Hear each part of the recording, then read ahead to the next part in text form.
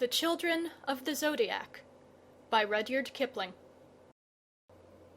Though thou love her as thyself, as a self of purer clay, though her parting dim the day, stealing grace from all alive, heartily know, when half-gods go, the gods arrive.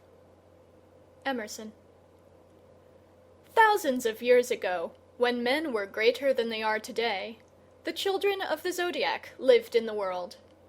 There were 6 children of the Zodiac: the ram, the bull, Leo, the twins, and the girl. And they were afraid of the 6 houses, which belonged to the scorpion, the balance, the crab, the fishes, the archer, and the waterman. Even when they first stepped down upon the earth and knew that they were immortal gods, they carried this fear with them. And the fear grew as they became better acquainted with mankind and heard stories of the 6 houses. Men treated the children as gods, and came to them with prayers and long stories of wrong, while the children of the Zodiac listened and could not understand. A mother would fling herself before the feet of the twins or the bull, crying, "My husband was at work in the fields, and the archer shot him, and he died! And my son will also be killed by the archer. Help me!" The bull would lower his huge head and answer, "What is that to me?" Or the twins would smile and continue their play, for they could not understand why the water ran out of people's eyes.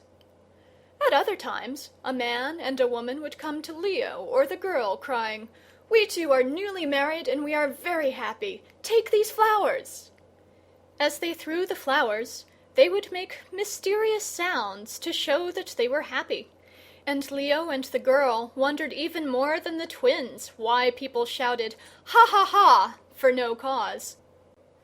This continued for thousands of years by human reckoning, till on a day Leo met the girl walking across the hills, and saw that she had changed entirely since he had last seen her. The girl, looking at Leo, saw that he too had changed altogether. Then they decided that it would be well never to separate again, in case even more startling changes should occur, when the one was not at hand to help the other. Leo kissed the girl, and all earth felt that kiss, and the girl sat down on a hill, and the water ran out of her eyes, and this had never happened before in the memory of the children of the Zodiac. As they sat together, a man and a woman came by, and the man said to the woman, "What is the use of wasting flowers on those dull gods? They will never understand, darling." The girl jumped up and put her arms round the woman, crying, "I understand! Give me the flowers, and I will give you a kiss." Leo said beneath his breath to the man, "What was the new name that I heard you give to your woman just now?" The man answered, "Darling, of course." "Why, of course," said Leo. "And if, of course, what does it mean?" "It means very dear, and you have only to look at your wife to see why." "I see," said Leo. "You are quite right." And when the man and the woman had gone on, he called the girl "darling wife," and the girl wept again from sheer happiness. "I think," she said at last, wiping her eyes, "I think that we 2 have neglected men and women too much. What did you do with the sacrifices they made to you, Leo?" "I let them burn," said Leo. "I could not eat them. What did you do with the flowers?" "I let them wither. I could not wear them, I had so many of my own," said the girl. "And now I am sorry." "There is nothing to grieve for," said Leo. "We belong to each other." As they were talking, the years of men's life slipped by unnoticed, and presently the man and the woman came back, both white-headed, the man carrying the woman. "We have come to the end of things," said the man quietly. "This that was my wife—" "As I am Leo's wife," said the girl quickly, her eyes staring. "Was my wife, has been killed by one of your houses." The man set down his burden and laughed. "Which house?" said Leo angrily, for he hated all the houses equally. "You are gods, you should know," said the man. "We have lived together and loved one another, and I have left a good farm for my son. What have I to complain of, except that I still live?"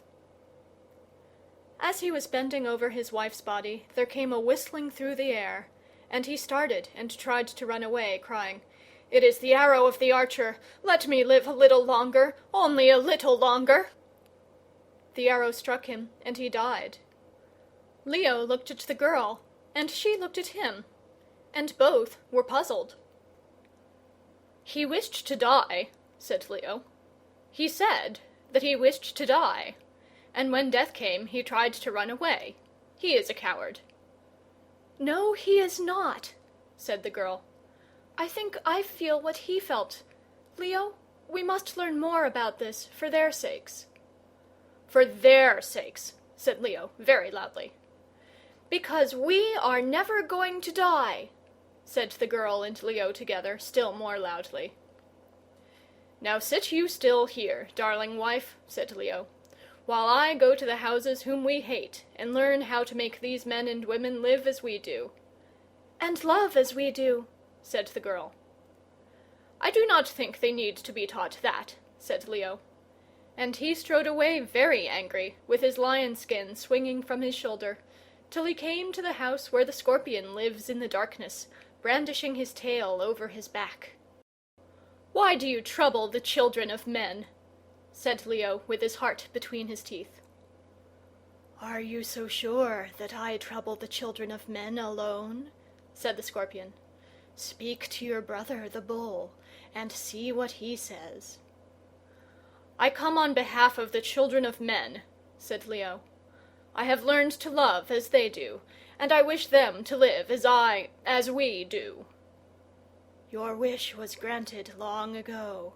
Speak to the bull. He is under my special care," said the scorpion. Leo dropped back to the earth again, and saw the great star Aldebaran, that is set in the forehead of the bull, blazing very near to the earth. When he came up to it, he saw that his brother the bull, yoked to a countryman's plough, was toiling through a wet rice field with his head bent down, and the sweat streaming from his flanks. The countryman was urging him forward with a goad. "Gore that insolent to death," cried Leo, "and for the sake of our honor come out of the mire." "I cannot," said the bull.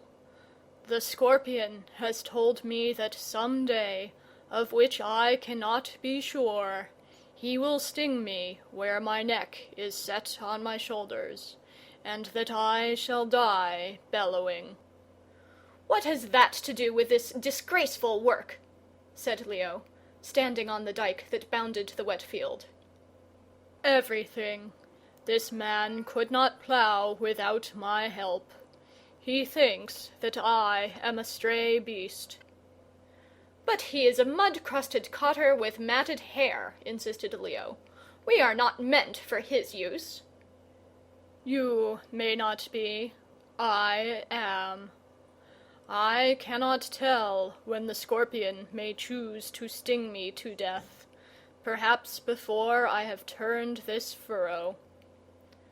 The bull flung his bulk into the yoke, and the plough tore through the wet ground behind him, and the countryman goaded him till his flanks were red. "Do you like this?" Leo called down the dripping furrows. "No," said the bull over his shoulder, as he lifted his hind legs from the clinging mud and cleared his nostrils. Leo left him scornfully, and passed to another country, where he found his brother the ram in the center of a crowd of country people, who were hanging wreaths round his neck, and feeding him on freshly plucked green corn. "This is terrible," said Leo. "Break up that crowd and come away, my brother. Their hands are spoiling your fleece." "I cannot," said the ram.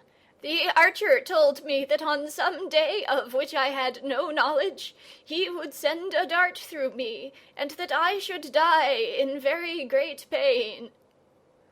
"What has that to do with this disgraceful show?" said Leo. But he did not speak as confidently as before. "Everything in the world," said the ram. "These people never saw a perfect sheep before.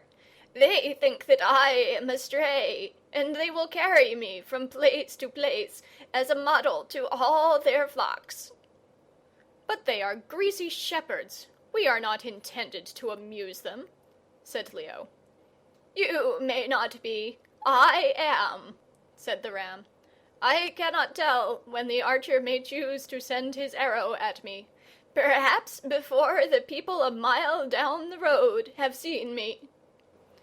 The ram lowered his head, that a yokel newly arrived might throw a wreath of wild garlic leaves over it, and waited patiently while the farmers tugged his fleece.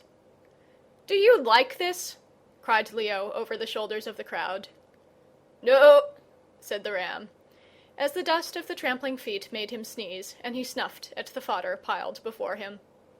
Leo turned back, intending to retrace his steps to the houses, but as he was passing down a street, he saw two small children, very dusty, rolling outside a cottage door and playing with a cat.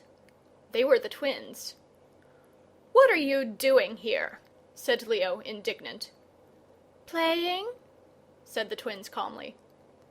"Cannot you play on the banks of the Milky Way?" said Leo. "We did," said they, "till the fishes swam down and told us that some day they would come for us and not hurt us at all, and carry us away. So now we are playing at being babies down here. The people like it." "Do you like it?" said Leo. "No," said the twins, "but there are no cats in the Milky Way." And they pulled the cat's tail thoughtfully. A woman came out of the doorway and stood behind them, and Leo saw in her face a look that he had sometimes seen in the girls. "She thinks that we are foundlings," said the twins, and they trotted indoors to the evening meal. Then Leo hurried as swiftly as possible to all the houses, one after another, for he could not understand the new trouble that had come to his brethren. He spoke to the archer, and the archer assured him that so far as that house was concerned, Leo had nothing to fear. The waterman, the fishes, and the scorpion gave the same answer. They knew nothing of Leo, and cared less. They were the houses, and they were busied in killing men. At last he came to that very dark house, where Cancer the Crab lies so still that you might think he was asleep, if you did not see the ceaseless play and winnowing motion of the feathery branches round his mouth. That movement never ceases. It is like the eating of a smothered fire into rotten timber, in that it is noiseless and without haste. Leo stood in front of the crab, and the half-darkness allowed him a glimpse of that vast blue-black back and the motionless eyes. Now and again he thought that he heard someone sobbing, but the noise was very faint. "Why do you trouble the children of men?" said Leo. There was no answer, and against his will Leo cried, "Why do you trouble us? What have we done that you should trouble us?" This time Cancer replied, "What do I know or care? You were born into my house, and at the appointed time I shall come for you." "When is the appointed time?" said Leo, stepping back from the restless movement of the mouth. "When the full moon fails to call the full tide," said the crab, "I shall come for the one. When the other has taken the earth by the shoulders, I shall take that other by the throat." Leo lifted his hand to the apple of his throat, moistened his lips, and recovering himself, said, "Must I be afraid for two, then?" "For two," said the crab, "and as many more as may come after." "My brother, the bull, had a better fate," said Leo sullenly. "He is alone." A hand covered his mouth before he could finish the sentence, and he found the girl in his arms. Womanlike, she had not stayed where Leo had left her, but had hastened off at once to know the worst, and, passing all the other houses, had come straight to Cancer. "That is foolish," said the girl, whispering. "I have been waiting in the dark for long and long before you came. Then I was afraid. But now—" She put her head down on his shoulder and sighed a sigh of contentment. "I am afraid now," said Leo. "That is on my account," said the girl. "I know it is, because I am afraid for your sake. Let us go, husband." They went out of the darkness together, and came back to the earth, Leo very silent, and the girl striving to cheer him. "My brother's fate is the better one," Leo would repeat from time to time, and at last he said, "Let us each go our own way and live alone till we die. We were born into the house of Cancer, and he will come for us." I know. But where shall I go? And where will you sleep in the evening? But let us try. I will stay here. Do you go on?" Leo took 6 steps forward very slowly, and 3 long steps backward very quickly, and the 3rd step set him again at the girl's side. This time it was she who was begging him to go away and leave her, and he was forced to comfort her all through the night. That night decided them both never to leave each other for an instant. And when they had come to this decision, they looked back at the darkness of the house of Cancer, high above their heads, and with their arms round each other's necks, laughed, ha ha ha, exactly as the children of men laughed. And that was the first time in their lives that they had ever laughed. Next morning they returned to their proper home, and saw the flowers and the sacrifices that had been laid before their doors by the villagers of the hills. Leo stamped down the fire with his heel, and the girl flung the flower wreaths out of sight, shuddering as she did so. When the villagers returned, as of custom, to see what had become of their offerings, they found neither roses nor burned flesh on the altars, but only a man and a woman with frightened white faces, sitting hand in hand on the altar steps. "Are you not Virgo?" said a woman to the girl. "I sent you flowers yesterday." "Little sister," said the girl, flushing to her forehead, "do not send any more flowers, for I am only a woman like yourself." The man and the woman went away doubtfully. "Now what shall we do?" said Leo. "We must try to be cheerful, I think," said the girl. "We know the very worst that can happen to us, but we do not know the best that love can bring us. We have a great deal to be glad of." "The certainty of death," said Leo. "All the children of men have that certainty also, yet they laughed long before we ever knew how to laugh. We must learn to laugh, Leo.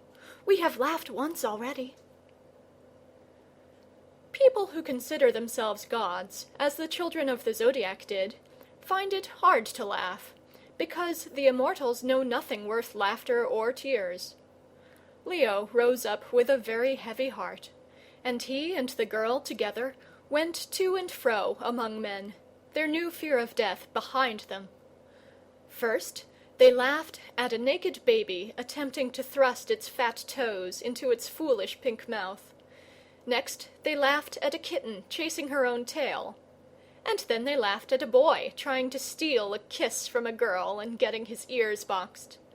Lastly, they laughed because the wind blew in their faces as they ran down a hillside together, and broke, panting and breathless, into a knot of villagers at the bottom.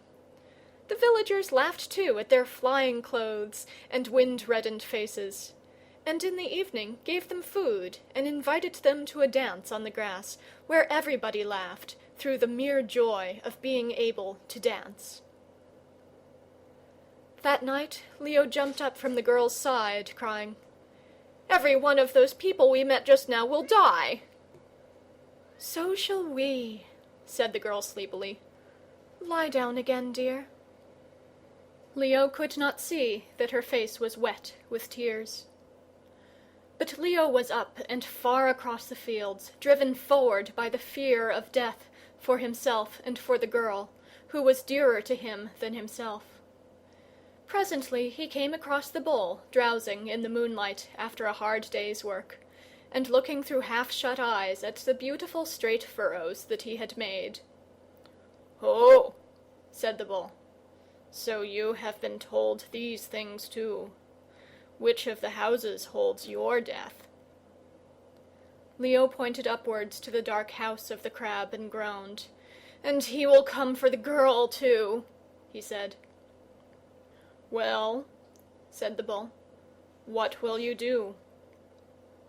Leo sat down on the dike and said that he did not know. "You cannot pull a plough," said the bull with a little touch of contempt. "I can, and that prevents me from thinking of the scorpion."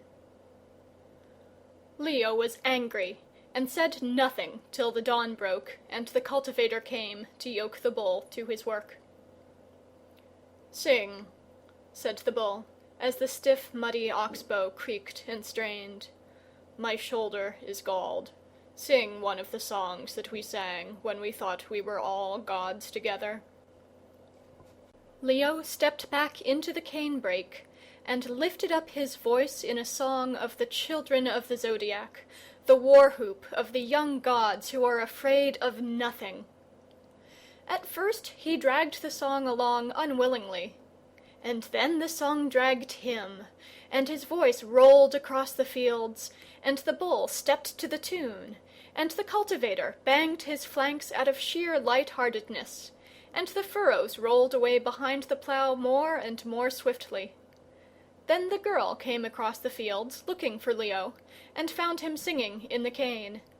She joined her voice to his, and the cultivator's wife brought her spinning into the open, and listened with all her children round her. When it was time for the nooning, Leo and the girl had sung themselves both thirsty and hungry. But the cultivator and his wife gave them rye bread and milk, and many thanks, and the bull found occasion to say, "You have helped me do a half-field more than I should have done. But the hardest part of the day is to come, brother." Leo wished to lie down and brood over the words of the crab. The girl went away to talk to the cultivator's wife and baby, and the afternoon ploughing began. "Help us now," said the bull. "The tides of the day are running down. My legs are very stiff. Sing as if you never sang before." "To a mud-spattered villager?" said Leo. "He is under the same doom as ourselves. Are you a coward?" said the bull. Leo flushed, and began again with a sore throat and a bad temper. Little by little he dropped away from the songs of the children, and made up a song as he went along, and this was a thing he could never have done had he not met the crab face to face.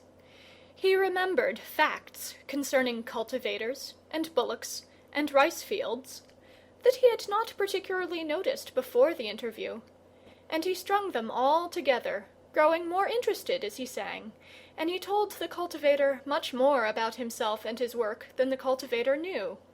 The bull grunted approval as he toiled down the furrows for the last time that day, and the song ended, leaving the cultivator with a very good opinion of himself in his aching bones. The girl came out of the hut where she had been keeping the children quiet and talking woman talk to the wife, and they all ate the evening meal together. "Now yours must be a very pleasant life," said the cultivator, "sitting as you do on a dike all day and singing just what comes into your head. Have you been at it long, you two gypsies?" "Ah!" lowed the bull from his byre. "That's all the thanks you will ever get from men, brother." "No, we have only just begun it," said the girl. "But we are going to keep to it as long as we live. Are we not, Leo?" "Yes," said he, and they went away hand in hand. "You can sing beautifully, Leo," said she, as a wife will to her husband. "What were you doing?" said he. "I was talking to the mother and the babies," she said. "You would not understand the little things that make us women laugh." And I am to go on with this gypsy work?" said Leo. "Yes, dear, and I will help you." There is no written record of the life of Leo and the girl. So we cannot tell how Leo took to his new employment, which he detested. We are only sure that the girl loved him when and wherever he sang, even when, after the song was done, she went round with the equivalent of a tambourine and collected the pence for the daily bread. There were times, too, when it was Leo's very hard task to console the girl for the indignity of horrible praise that people gave him and her, for the silly wagging peacock feathers that they stuck in his cap, and the buttons and pieces of cloth that they sewed on his coat. Womanlike, she could advise and help to the end, but the meanness of the means revolted. "What does it matter," Leo would say, "so long as the songs make them a little happier?" And they would go down the road and begin again on the old refrain, that whatever came or did not come, the children of men must not be afraid. It was heavy teaching at first, but in process of years Leo discovered that he could make men laugh and hold them listening to him even when the rain fell. Yet there were people who would sit down and cry softly, though the crowd was yelling with delight. And there were people who maintained that Leo made them do this. And the girl would talk to them in the pauses of the performance, and do her best to comfort them. People would die, too, while Leo was talking and singing and laughing. For the archer and the scorpion and the crab and the other houses were as busy as ever. Sometimes the crowd broke and were frightened, and Leo strove to keep them steady by telling them that this was cowardly. And sometimes they mocked at the houses that were killing them, and Leo explained that this was even more cowardly than running away. In their wanderings, they came across the bull or the ram or the twins, but all were too busy to do more than nod to each other across the crowd, and go on with their work. As the years rolled on, even that recognition ceased, for the children of the Zodiac had forgotten that they had ever been gods working for the sake of men. The star Aldebaran was crusted with caked dirt on the bull's forehead, the ram's fleece was dusty and torn, and the twins were only babies fighting over the cat on the doorstep. It was then that Leo said, "Let us stop singing and making jokes." And it was then that the girl said, "No!" But she did not know why she said "no" so energetically. Leo maintained that it was perversity, till she herself, at the end of a dusty day, made the same suggestion to him, and he said, "Most certainly not!" And they quarrelled miserably between the hedgerows, forgetting the meaning of the stars above them. Other singers and other talkers sprang up in the course of the years, and Leo, forgetting that there could never be too many of these, hated them for dividing the applause of the children of men, which he thought should be all his own.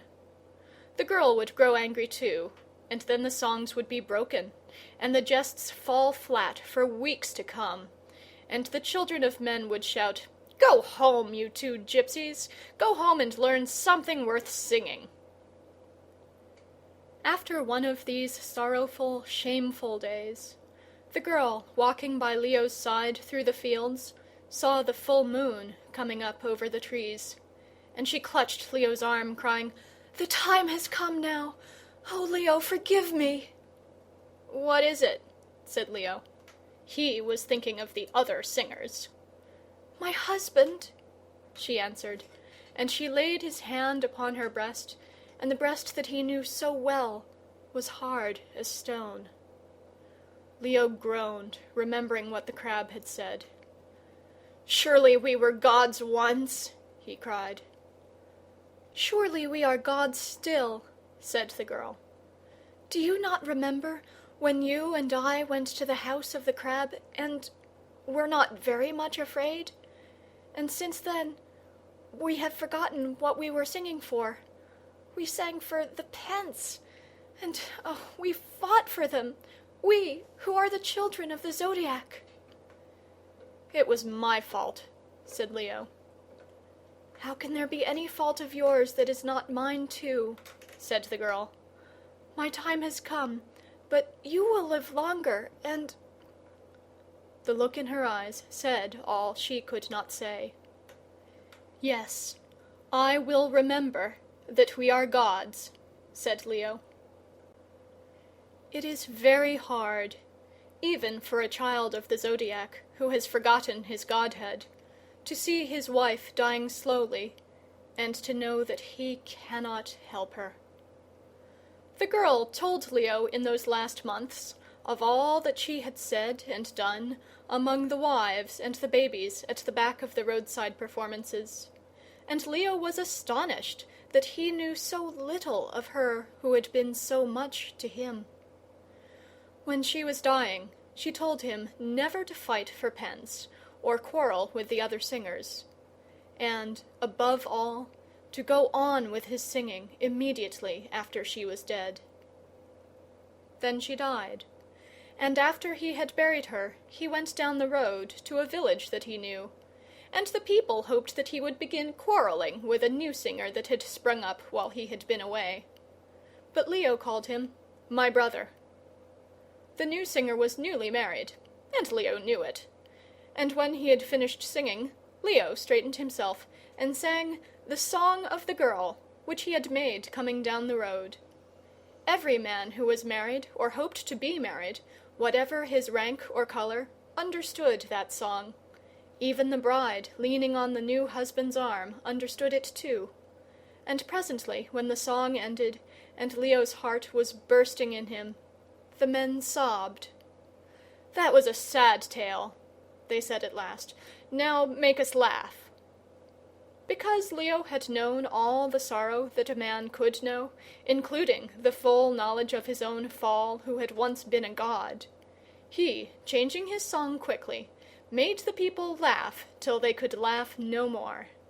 They went away feeling ready for any trouble in reason, and they gave Leo more peacock feathers and pence than he could count. Knowing that pence led to quarrels, and that peacock feathers were hateful to the girl, he put them aside and went away to look for his brothers, to remind them that they too were gods. He found the bull goring the undergrowth in a ditch, for the scorpion had stung him, and he was dying, not slowly as the girl had died, but quickly. "I know all," the bull groaned as Leo came up. "I had forgotten too, but I remember now.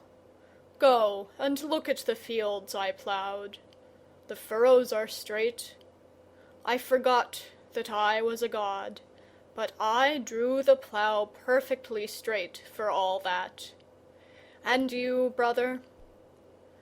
"I am not at the end of the plowing," said Leo. "Does death hurt?" "No, but dying does," said the bull. And he died. The cultivator who then owned him was much annoyed, for there was a field still unplowed. It was after this that Leo made the Song of the Bull, who had been a god and forgotten the fact, and he sang it in such a manner that half the young men in the world conceived that they too might be gods without knowing it. A half of that half grew impossibly conceited and died early. A half of the remainder strove to be gods and failed. But the other half accomplished 4 times more work than they would have done under any other delusion. Later, years later, always wandering up and down and making the children of men laugh, he found the twins sitting on the bank of a stream, waiting for the fishes to come and carry them away. They were not in the least afraid, and they told Leo that the woman of the house had a real baby of her own, and that when that baby grew old enough to be mischievous, he would find a well-educated cat waiting to have its tail pulled. Then the fishes came for them, but all that the people saw was 2 children drowned in a brook. And though their foster-mother was very sorry, she hugged her own real baby to her breast, and was grateful that it was only the foundlings. Then Leo made the song of the twins, who had forgotten that they were gods, and had played in the dust to amuse a foster-mother. That song was sung far and wide among the women. It caused them to laugh and cry and hug their babies closer to their hearts all in one breath. And some of the women who remembered the girl said, "Surely that is the voice of Virgo. Only she could know so much about ourselves." After those 3 songs were made, Leo sang them over and over again, till he was in danger of looking upon them as so many mere words. And the people who listened grew tired, and there came back to Leo the old temptation to stop singing once and for all. But he remembered the girl's dying words, and persisted. One of his listeners interrupted him as he was singing. "Leo," said he, "I have heard you telling us not to be afraid for the past 40 years. Can you not sing something new now?" "No," said Leo, "it is the only song that I am allowed to sing. You must not be afraid of the houses, even when they kill you." The man turned to go wearily, but there came a whistling through the air, and the arrow of the archer was seen skimming low above the earth, pointing to the man's heart. He drew himself up, and stood still, waiting till the arrow struck home. "I die," he said quietly. "It is well for me, Leo, that you sang for 40 years. "Are you afraid?" said Leo, bending over him. "I am a man, not a god," said the man. "I should have run away but for your songs. My work is done, and I die without making a show of my fear." "I am very well paid," said Leo to himself. "Now that I see what my songs are doing, I will sing better ones." He went down the road, collected his little knot of listeners, and began the song of the girl. In the middle of his singing, he felt the cold touch of the crab's claw on the apple of his throat.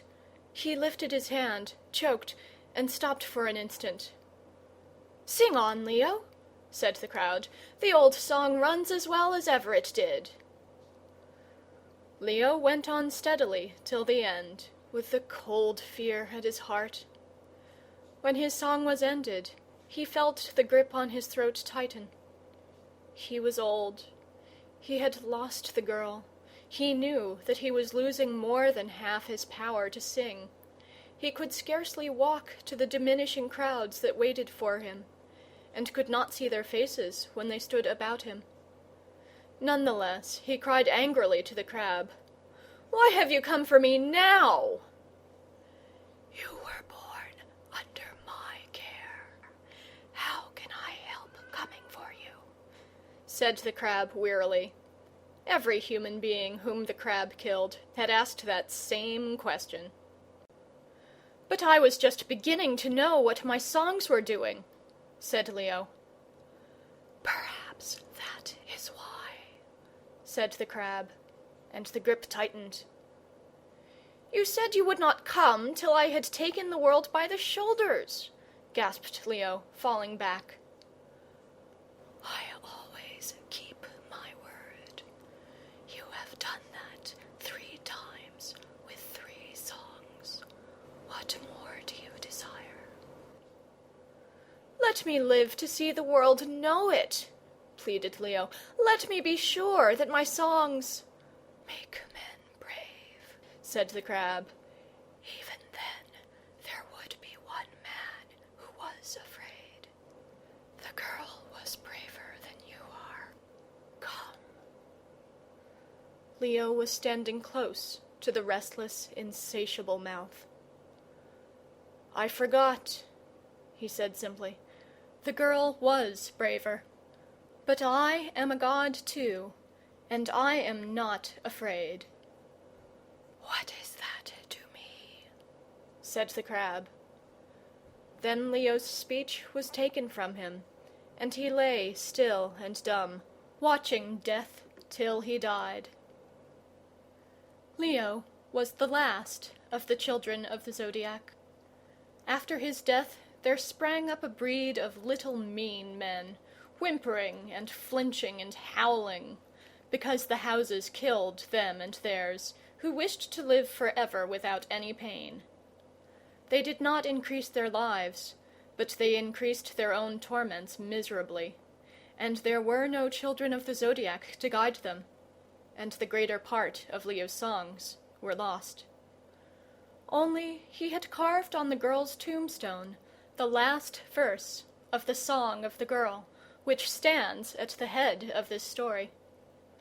One of the children of men, coming thousands of years later, rubbed away the lichen, read the lines, and applied them to a trouble other than the one Leo meant. Being a man, men believed that he had made the verses himself, but they belong to Leo, the child of the Zodiac, and teach, as he taught, that whatever comes or does not come, we men must not be afraid. End of The Children of the Zodiac.